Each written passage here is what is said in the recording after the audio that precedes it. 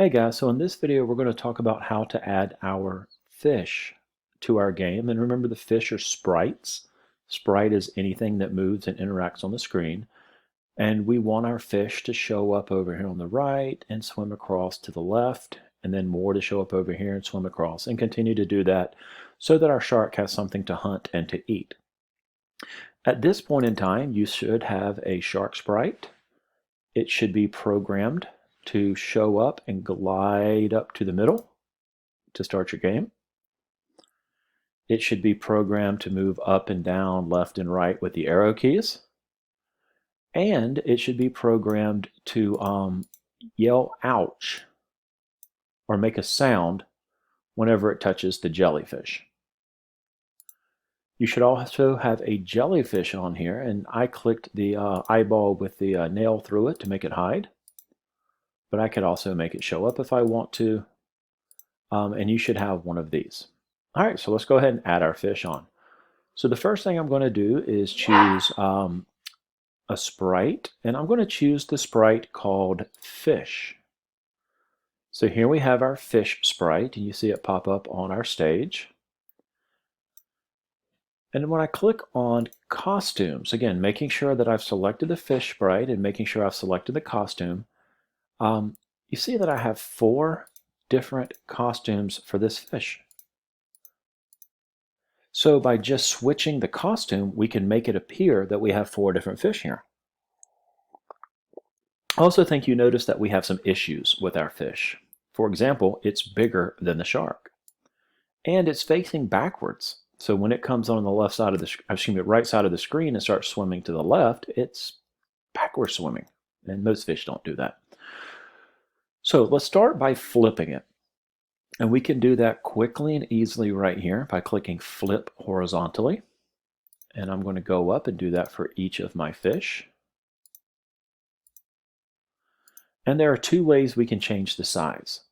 The first way we did together previously, we highlighted the fish, we grouped it, and then we grabbed a corner and shrunk it down. And that's fine. If you want to do that, feel free to go for it. But we'd have to do it to all 4 separately.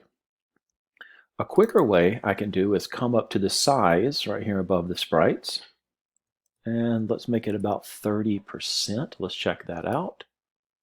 That might be a little small. Let's try 35. I'm liking 30 better. And the good thing about changing the size here is that every single costume had its size changed as well. So now we got a fish on here. It's about the right size. It is facing the correct way, and it's ready for us to start programming. So making sure that we have the fish sprite selected, let's go up to code, and let's start telling it what to do. When we start the game, we want this fish to go to a random place hidden over here. So let's go to our motion and say go to random position. Now, if you watch the fish up here, every time I click, it goes to a random spot on the stage. Well, that doesn't seem to help us a whole lot, does it? Because we don't want it over here. We want it back behind this X value.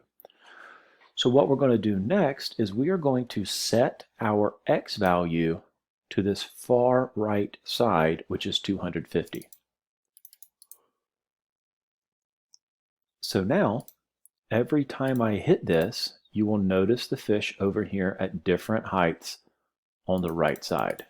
It's going to a random value and then setting itself to 250x. Excellent.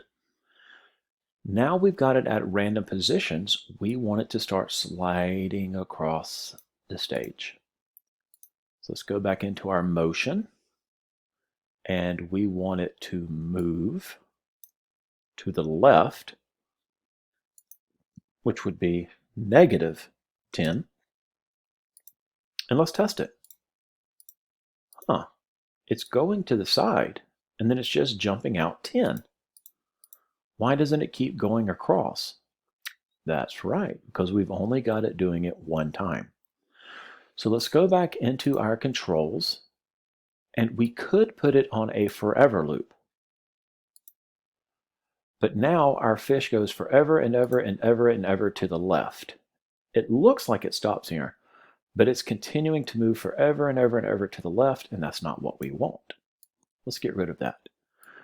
Instead, we're going to bring in what is called a repeat loop. And this says move 10 spaces to the left 10 times. So for all of you math geniuses, it's going to move 100 spots. Let's go for it. Well, that's 100. Maybe we want it to go 200. Let's try. Or maybe we remember that the middle of our stage is 250 and that the whole distance across is 500. Let's try it now.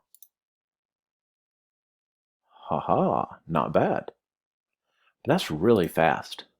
Let's slow it down by making this -5. And since we need it to go 100 steps, now it should go slower and across. But it's only doing it one time. So how do we make it now return back, find a random position, set its x value to 250, and repeat? You're right, a forever loop. So let's set it.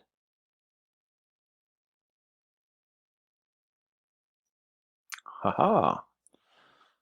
So now we have our fish constantly swimming. But it's sort of boring. It's the same fish every time. And we want our fish to change. We want a different fish each time. So remember that our fish had 4 different costumes. What we can do is we can go into looks, grab the block that says next costume, and put it at the end of our script. And now it looks like we have different fish each time. And right now it's sort of robotic. It's sort of very predictable when the fish are coming. So what if we put a small wait block in? And we can say wait 1 second. After the fish goes through, it will wait 1 second before coming back.